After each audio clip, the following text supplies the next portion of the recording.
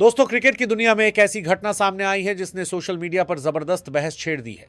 Sunrisers Hyderabad की मालकिन काव्या मरण इस समय आलोचनाओं के केंद्र में आ गई हैं।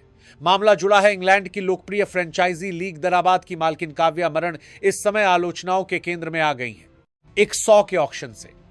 इस ऑक्शन में सनराइजर्स लीड्स ने पाकिस्तान के मिस्ट्री स्पिनर अबार अहमद को लगभग 7.34 करोड़ में अपनी टीम में शामिल कर लिया। पाकिस्तानी मुद्रा में यह रकम 7 करोड़ पीकेआर से भी ज्यादा बताई जा रही है। इस फैसले ने कई लोगों को हैरान कर दिया, क्योंकि ऑक्शन से पहले लगातार यह चर्चा चल रही थी कि आईपीएल मालिकों की टीम शायद किसी भी पाकिस्तानी खिलाड़ी को नहीं खरीदेगी। लेकिन सबको चौंकाते हुए सनराइजर्स ने इस धारणा को तोड़ दिया। यहीं से विवाद शुरू हुआ। कई भारतीय क्रिकेट फैंस अब सवाल उठा रहे हैं कि क्या काव्या मरण को अबार अहमद से जुड़े पिछले विवादों के बारे में जानकारी नहीं थी।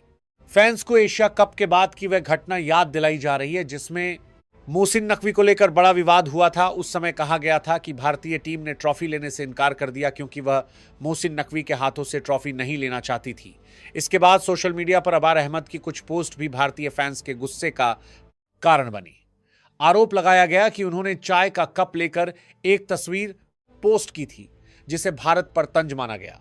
कुछ लोगों का यह भी दावा है कि मैदान पर भी उन्होंने भारतीय खिलाड़ियों के खिलाफ इशारों में जश्न मनाया था।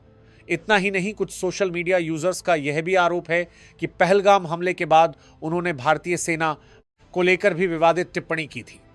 इन सभी आरोपों के बाद अब सवाल उठ रहा है कि ऐसे खिलाड़ी को टीम में क्यों शामिल किया गया।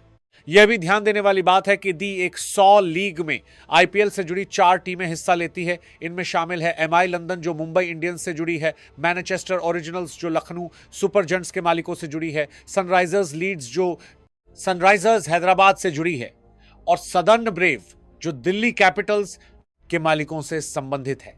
ऑक्शन की शुरुआत में ऐसा लग रहा था कि शायद कोई भी टीम पाकिस्तानी खिलाड़ियों को नहीं खरीदेगी। हारिस रूफ, शदाब खान और साइम अयूब को किसी टीम ने नहीं खरीदा। एक और पाकिस्तानी स्पिनर उस्मान तिक को जरूर टीम मिली, लेकिन उन्हें बर्मिंघम फिनिक्स ने खरीदा जहां कोई भारतीय मालिक नहीं है। लेकिन असली चौंकाने वाला पल तब आया जब अबार अहमद का नाम नीलामी में आया। बताया जा रहा है कि ट्रेंट रॉकेट्स और सनराइजर्स के बीच जबरदस्त बोली युद्ध शुरू हो गया। आखिरकार सनराइजर्स ने करीब 5 करोड़ में अबार अहमद को खरीद लिया।